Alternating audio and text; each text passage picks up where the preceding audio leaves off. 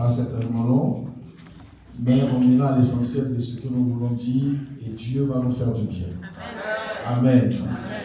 Et le thème que je veux développer ce matin est simple, de l'amertume à l'allégresse. Amen. Amen. Tu n'es pas d'accord avec ce thème? Amen. De l'amertume à où? Alléluia. Amen. De l'amertume à l'allégresse. Pour en parler, nous allons prendre un texte de base que nous pouvons sortir.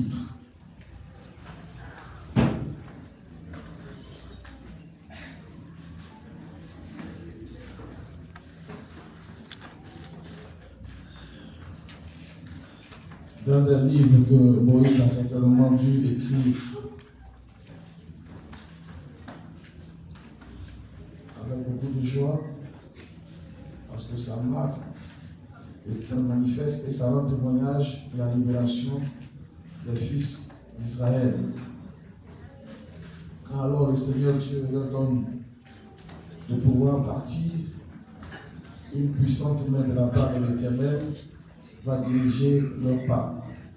Et ils vont connaître des stations, ils vont connaître des étapes dans leur marche. À chaque étape est lié le témoignage d'une manifestation exceptionnelle de la gloire et de la main de Dieu. Et à chaque étape, Dieu leur révèle encore sa fidélité. Parce que l'école du désert, c'est surtout l'école pour apprendre à connaître Dieu. C'est l'école pour enlever l'Égypte dans celui qui est délivré. On peut enlever quelqu'un en Égypte. On peut le faire sortir de l'Égypte. Ça, c'est possible. On peut faire sortir quelqu'un de la vie, je pourrais dire, des sectes, de la vie moderne. Mais il faut alors arriver à enlever l'Égypte en l'homme. Et c'est ça qui est le plus difficile. Parce qu'ils étaient sortis de l'Égypte, mais leur pensée était toujours tournée vers l'Égypte. Dès qu'il y a des petits problèmes, ils veulent retourner en Égypte. C'est comme des frères et des soeurs qui se convertissent, mais dès qu'il y a un petit problème, non, je vais retourner encore de l'autre côté. Et si j'appelais mon ancien copain? Et si je retournais même, ça fait quoi? C'est ça, enlever l'Égypte dans l'individu. Mais Dieu est bon et il nous aide dans cela. Alléluia. Nous pouvons certainement lire Exode 15. Exode 15, verset 22. Le verset 22, jusqu'au verset 25, ça va nous aider par la grâce du Seigneur. Je lis la parole de Dieu. Exode 15, à partir du verset 22. Moïse fit partir Israël de la mer Rouge. Il prit la direction du désert de Chour, et après 3 journées de marche dans le désert, ils ne trouvèrent point d'eau.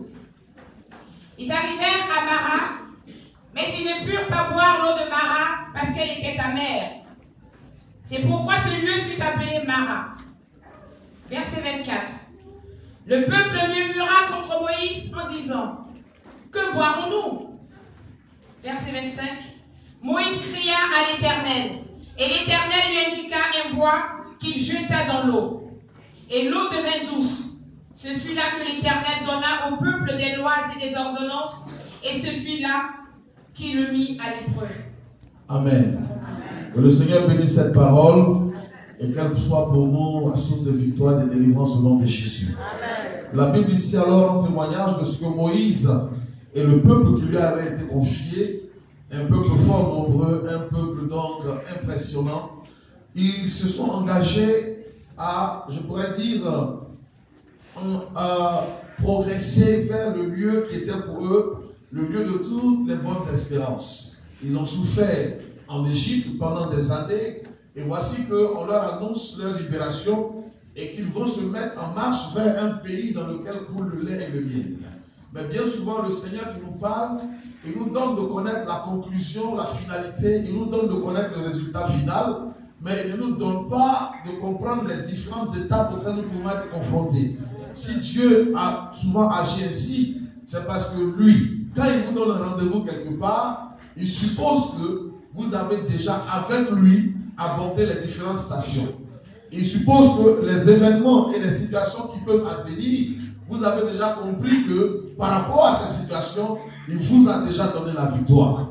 Et donc, pour le Seigneur, il ne s'agit pas de vous décrire la marche de la chose, mais c'est de vous donner la finalité et de vous rassurer.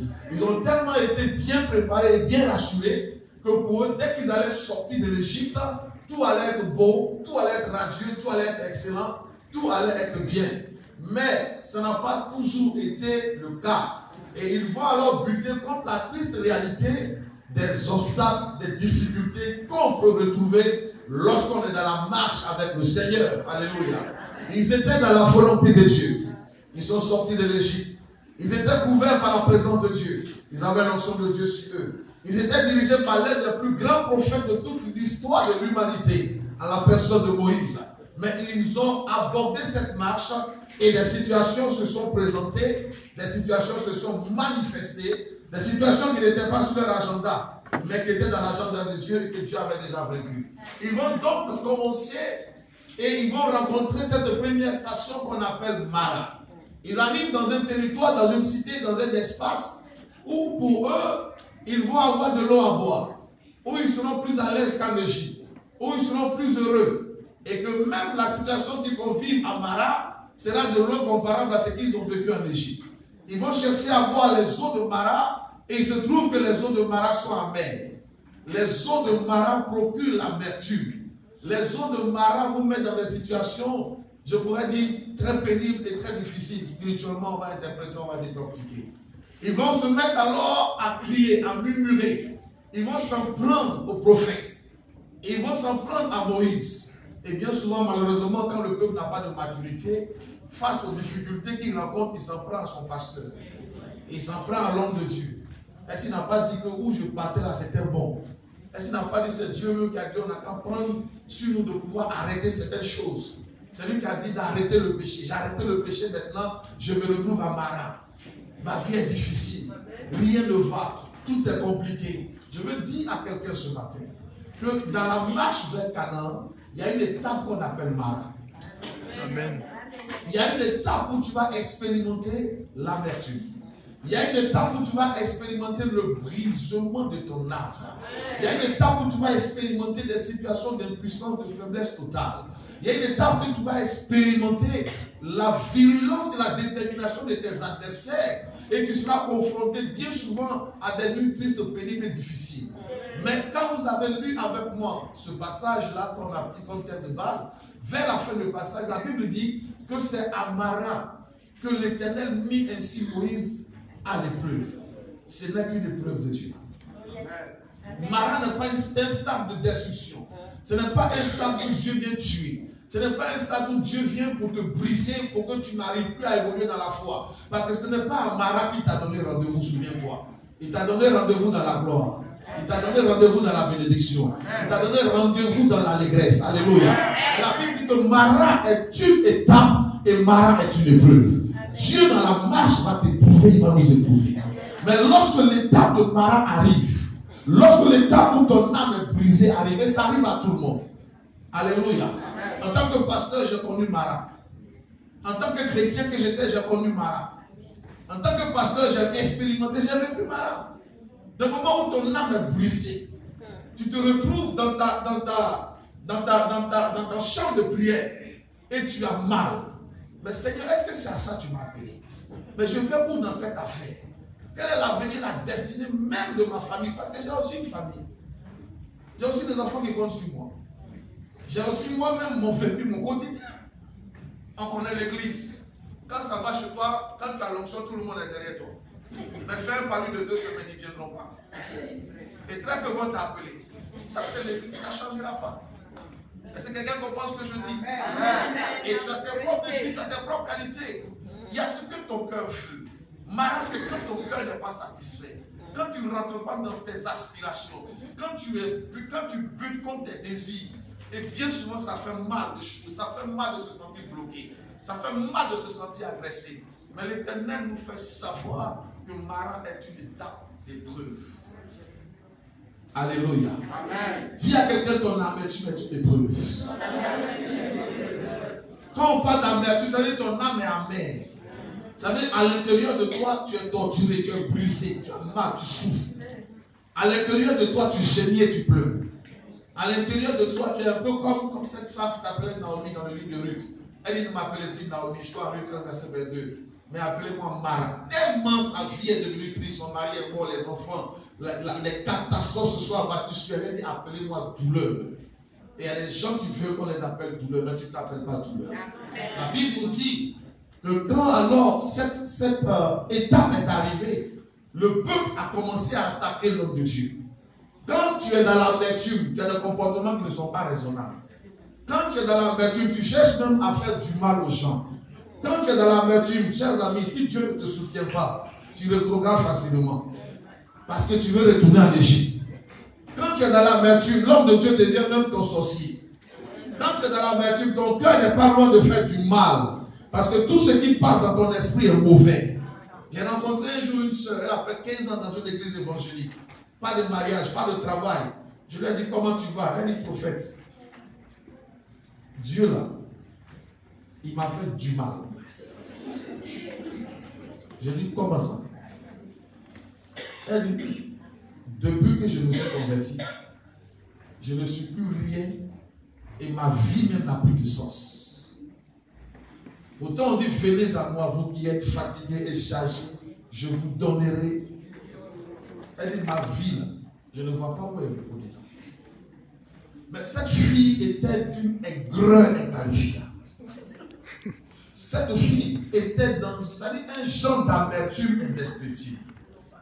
Et tu ne pouvais pas la raisonner. La seule chose que le bon sens peut t'indiquer à faire en ce moment, c'est de lui dire, prends courage, fortifie-toi, on va prier.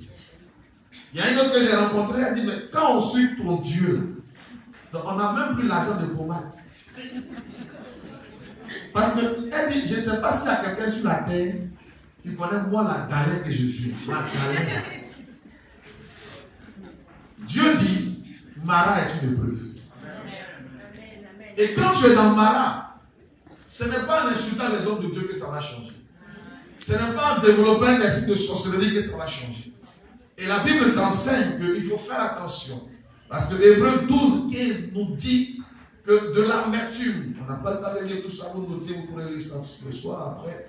Hébreux 12, verset 15, de faire attention à cette amertume parce qu'elle est porteuse de la racine de beaucoup de choses. De l'amertume là, beaucoup de choses peuvent se passer. Parce que sur l'amertume, il y a beaucoup d'histoires qui se bâtissent.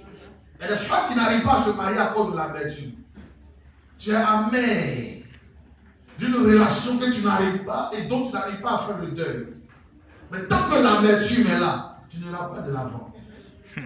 Quand on te pince, c'est Grégoire. On te tue, c'est Grégoire. Mais il y a longtemps que Grégoire t'a laissé. On dit Grégoire. Jacques est à côté, très ambitieux. Rempli de cette tête, il parle la langue. Mais tu es dans les histoires de Grégoire. Il faut sortir de ton âme de l'amertume que Grégoire t'a imposée. Et tu pourras aller de l'avant. C'est la racine de plusieurs. La racine des blocages, la racine des humiliations, la racine de la souffrance, la racine même de ce que l'étouffement spirituel soit en toi. Quand tu es dans l'amertume, Dieu te bat, tu n'entends même plus la voix de Dieu. L'Esprit de Dieu ne va te donner des paroles claires sur ta vie. Ça ne te dit plus rien. On vient même te dire des choses et ton esprit est ailleurs. La Bible dit ce matin que ta situation en tant que chrétienne, dans la volonté de Dieu, je ne parle pas de celle qui est hors et qui subit un châtiment. Elle a besoin de se repentir et aux choses de Dieu pour que Dieu la délivre. Mais tu es dans la volonté de Dieu et que tu souffres, la Bible dit, c'est une épreuve. Et l'épreuve de Dieu n'a pas pour but de nous briser.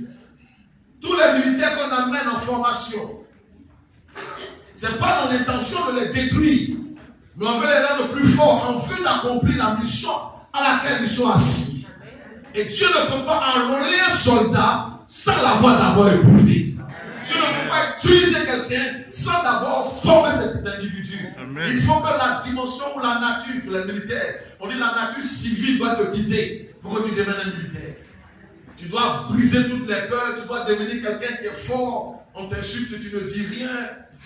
On te met en haut, dans les hélicoptères, tu n'as pas peur, tu affrontes tes peurs, tu affrontes toutes ces histoires et tu deviens un autre homme. Et ce sont des épreuves que Dieu te permet de vivre. Nous aussi, il y a des épreuves. Et la Bible nous fait savoir que quand il y a des épreuves, il faut interroger Dieu. Et c'est ce que Moïse a fait.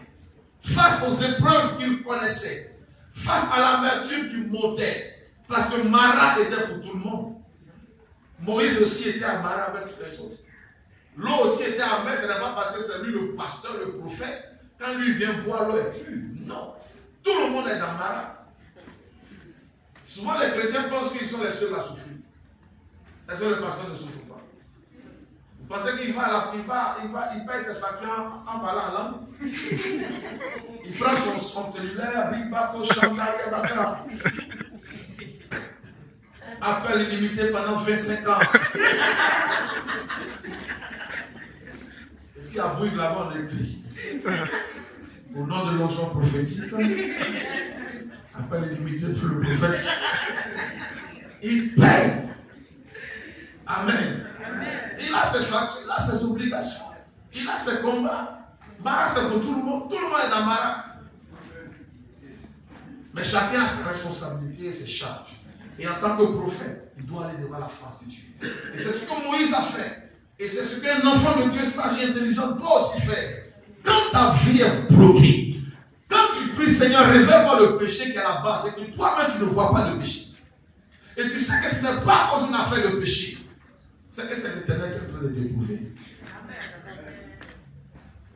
Il y a l'oppression démoniaque. Et il y a l'épreuve de Dieu. Il faut faire la différence. Amen. Dans les deux cas, le diable peut être utilisé.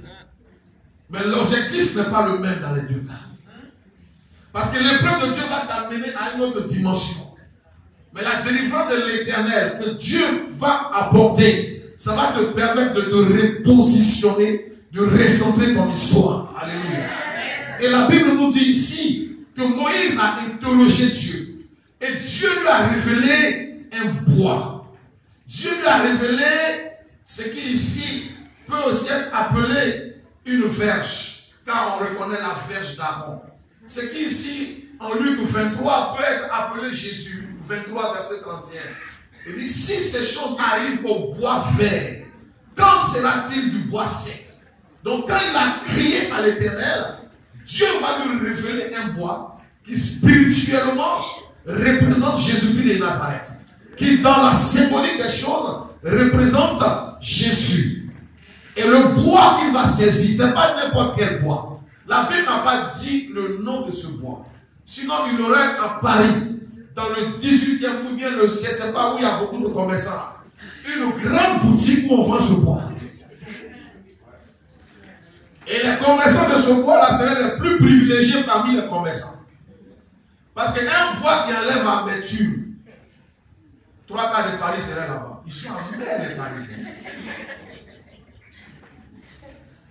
Mais Dieu, dans sa sagesse, n'a pas dit le nom de ce bois. Mais dans la Bible, j'ai retenu le nom de ce bois. Ce bois s'appelle Jésus-Christ de Nazareth. Il dit, voici le bois vert. Et ce bois-là était avec Moïse. Il dit, va avec ce bâton. Avec ce bâton, tu feras des miracles. Tu dresseras ce bâton sur la mer. Et la mer deviendra rouge sang. Tous les poissons, tout ce qui vit dans la mer va mourir. Tu dresseras ce bâton. Et la mer se fondra en deux. Il y a un bâton qui donne à l'eau de manifester ce que Dieu veut pour que l'enfant de Dieu soit heureux. Dieu va donc révéler ce bâton. Révéler alors ce bois. Il va être saisi. Et ce bois, il dit, prends et jette-le dans l'eau. Alléluia. Quand vous jetez quelque chose dans l'eau, il y a un bruit qui résulte du choc entre la chose projetée et bien sûr l'eau qu'il a reçue.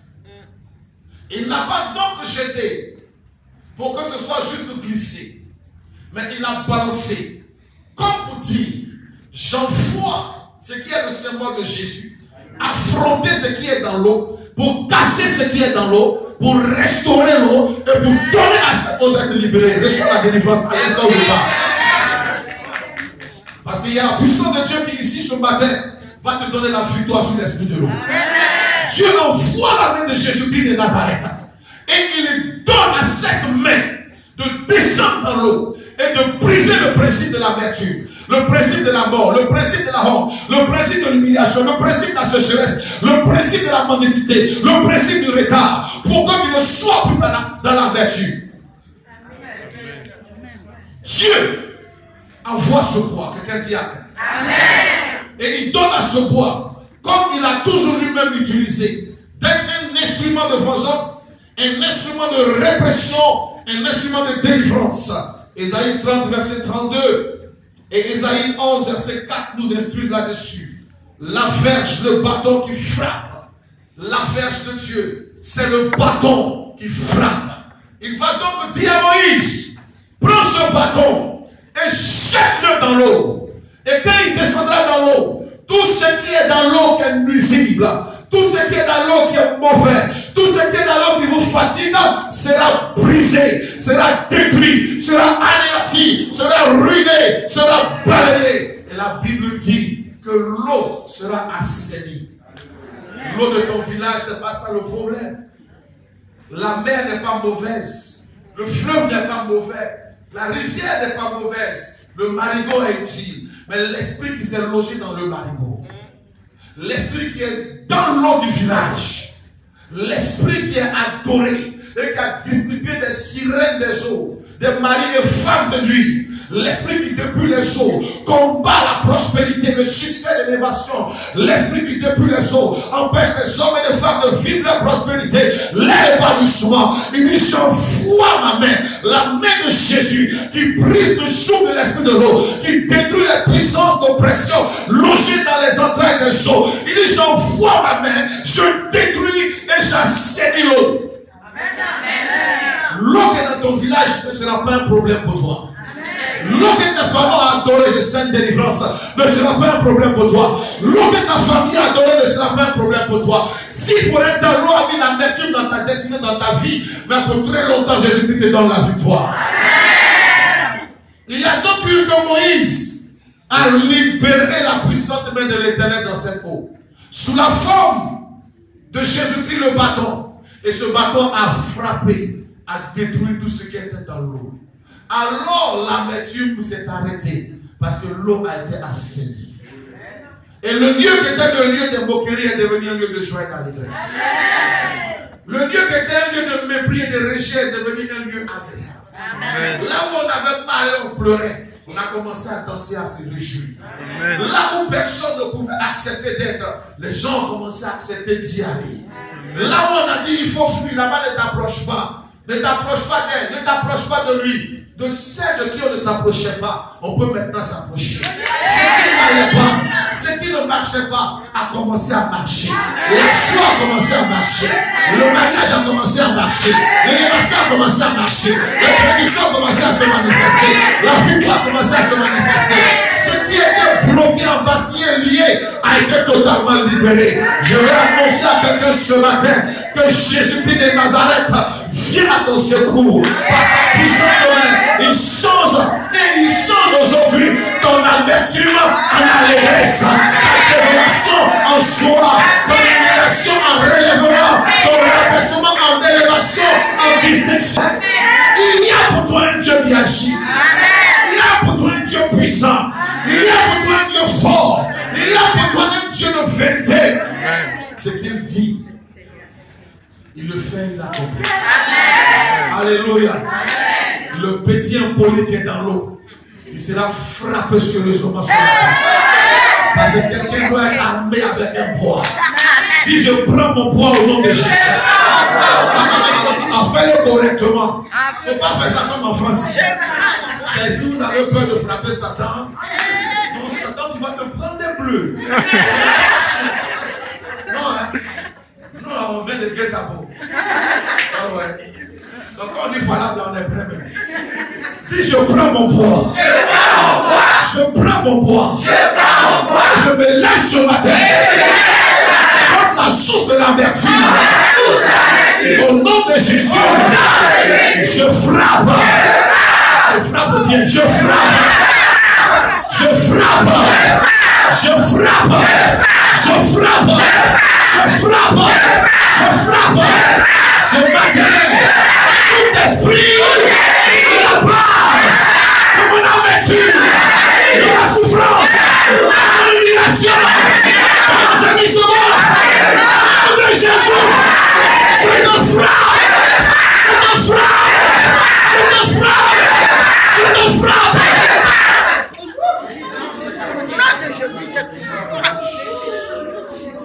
C'est quelqu'un qui comprend ce que j'ai dit ce matin. Alors, lève la main avec moi, lève la main. La main qui tient ton bois, pas les deux. Un gros bois, c'est pas du jeu. C'est un bois sérieux. Un bois fracassant. Un bois qui va cibler la tête du Léviathan. Un bois qui va viser la tête du serpent. Un bois qui va viser la tête du mari de nuit. Je ne sais pas qui t'empêche de te marier. Je ne sais pas qui t'empêche d'accoucher. Je ne sais pas qui est assis sur tes finances. Je ne sais pas qui se moque de toi dans le secret. Qui se comporte comme un ennemi, même ami pour toi. Je ne sais pas quel hypocrite qui est autour de toi. Qui te travaille dans le secret. Je suis avec toi. Mais je sais qu'il y a un bois ce matin. Il y a un bois ce matin. Dis avec moi, Seigneur, ton bois brise l'adversaire, l'ennemi de mon bonheur. Sois frappé, frappé, frappé, frappé, frappé. Ce matin, je frappe, je frappe. Ça frappe.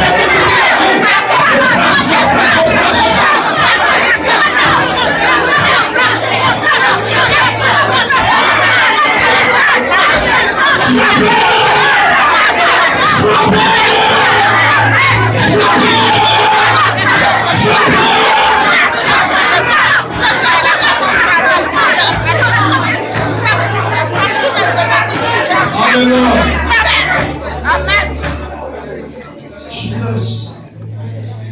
Lève les deux mains. Lève les deux mains. Je ne sais pas. Celui qui est à la base. Mais je sais que tu es amer ce matin. Parce que ton cœur est insatisfait. Tu vis une douleur. Tu as mal. Mais ce matin, il y a un Dieu qui te délivre. Amen. Il y a un Dieu qui te libère. Il y a une verge comme celle qui était dans la main de Moïse. Il y a un bois comme celui qui a été jeté dans ses eaux à la main de Mara. Et Mara n'était plus Mara. Mara est devenu lieu d'allégresse, lieu de joie, de bonheur, de bénédiction. J'appelle cette main puissante, lève les mains s'il te plaît, à te saisir, à te toucher aujourd'hui même et à te faire sortir de l'amertume par les coups multipliés violents dans les régions les plus sensibles de ton adversaire, qui soit contraint à te libérer à l'instant même et que tu remportes cette victoire et ce témoignage. Je vois une femme que Dieu est en plusieurs, mais particulièrement une que Dieu est en train de libérer. Il y a un fort esprit. Quand je dis fort, c'est-à-dire qu'il travaille constamment dans votre famille. Mais ce matin, cette puissance des eaux va te quitter, te libérer. Parce que tes finances sont bloquées. Le mariage, ça ne marche pas. Ta vie sociale tourne en rond. Tu t'es même déplacé jusqu'ici, mais les choses ne vont encore pas. Mais je parle au nom de Jésus-Christ. Et j'amène cette main à casser le principe de ton amertume. Et qu'aujourd'hui, il y a pour toi une allégresse. Lève les mains. Car l'Esprit de Dieu me dit de déclarer simplement votre allégresse. Il dit décrète l'allégresse dans cette église. Il dit décrète la joie dans cette église. Décrète la consolation dans cette église. Décrète la paix dans cette église. Par le feu et la puissance de ce Dieu. Par la puissante main de celui qui nous ordonne de décréter. Par le nom vivant et puissant du Dieu de Moïse. Je décrète ce matin une transition. Un changement. Je décrète ce matin que tu quittes Mara. Tu quittes les régions d'amertume. Tu quittes la saison d'amertume. Tu quittes le temps d'amertume. Tu quittes l'époque de l'amertume. Tu quittes la terre de l'amertume. Tu quittes maintenant la saison, le temps de l'amertume. Et tu rentres dans le temps de l'allégresse. Aidez-les, mes amis. Tu rentres dans le temps de l'allégresse. Tu rentres dans le temps de l'allégresse. Je parle des femmes qui vont commencer à expérimenter une grande joie. Je parle des hommes qui vont commencer à expérimenter de grandes bénédictions. Il dit, vous ne vous souviendrez plus des choses anciennes et passées. Parce que je vous annonce que de nouvelles choses sont sur le point de vous arriver. Des choses que l'ennemi avait bloquées et retenues, mais qui maintenant vont se manifester. Recevez cette saison nouvelle-là. Recevez ce temps nouveau. Recevez cette victoire nouvelle. Recevez cette grâce nouvelle. Il dit, je suis là. Car le temps, la saison de ton humiliation est passée. Je vois comme quelqu'un qui est en train de ranger ses affaires. Comme si elle quittait une maison d'humiliation et qu'elle partait dans une maison de consolation. Il dit, annonce la consolation, j'entends dans mon esprit. Je t'annonce le temps de ta consolation. Il dit, ma servante est sur tes larmes. J'ai vu ta détermination et ton engagement. J'ai vu ta détermination. J'ai vu ton engagement. J'ai vu ton sacrifice. J'ai vu ton cœur. Il dit, ainsi t'es là. Ta saison a changé. Ton temps a changé. Ton histoire a changé. Ton témoignage a changé. Ainsi t'es là. Hey. Il dit, tu n'as ménagé aucun effort pour mon œuvre. Tu as toujours répondu à mon appel. Tu as toujours été déterminé pour me servir. Tu n'as rien retenu. Tu as tout donné. Lève les mains. Et suis là. Je vois la main de Dieu. Je vois une main qui vient fortement sur cette assemblée. Et suis là. Il dit, annonce à mes enfants ma saison de consolation. Les portes auxquelles vous avez frappé depuis longtemps. Vous allez voir ces portes s'ouvrir. Ces choses que vous avez désirées, que vous avez souhaitées, que vous avez sollicitées, vous les verrez se manifester. Ces choses pour lesquelles vous avez crié à Dieu. Je vois le ciel ouvert. Et je vois comme des choses qui descendent. C'est-à-dire des bénédictions qui longtemps ont été confisquées. Mais l'Éternel Dieu te fait entrer dans une gloire et dans un témoignage. Je commande aujourd'hui, lève la main.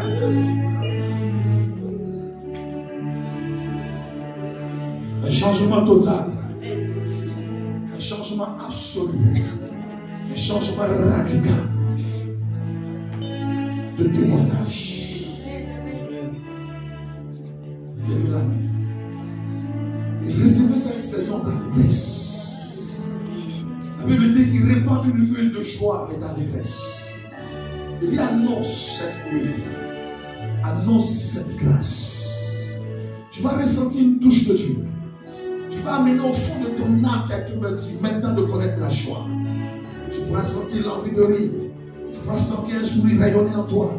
Tu pourras sentir l'envie de danser. Tu pourras sentir l'envie d'acclamer.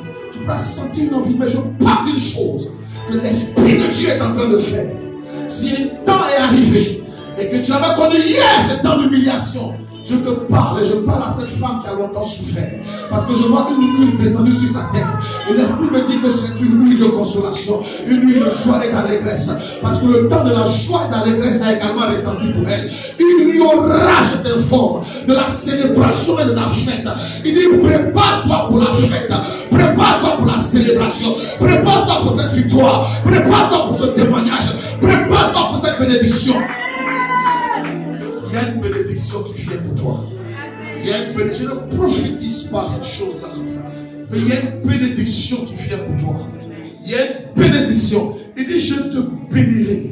Et tu oublieras les années de ta souffrance. Je parle de quelqu'un dans mon esprit. Tu oublieras. Tu me dis, tu ne t'en souviendras même plus. Tu te demanderas, mais quand est-ce que je suis arrivé dans cette dimension? Parce que l'Éternel te fera oublier. Il te fera oublier. Je veux simplement bénir ton nom. Parce que Mara c'était hier. Et aujourd'hui c'est l'allégresse. Aujourd'hui c'est la joie. Aujourd'hui c'est la célébration. Aujourd'hui c'est la victoire. Que le nom de l'Éternel soit béni. Car l'Éternel soit toute la gloire. Est-ce que quelqu'un peut acclamer Dieu ce matin? Alléluia. Chers amis, j'attends ton invitation parce que je sais qu'il y aura une fête sur toi. Alléluia. Je sais que tu vas appeler. Pour dire, prophète, viens voir ce que Dieu a fait. Et tu vas passer des coups de fil à tes frères, à tes soeurs.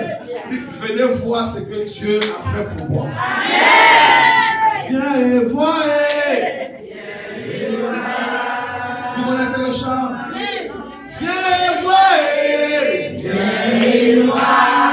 Viens et vois ce que Dieu a fait. Viens et vois ce que Dieu a fait. Je dis viens et vois ce que Dieu a fait. Que Dieu vous bénisse. Viens et vois ce que Dieu a fait.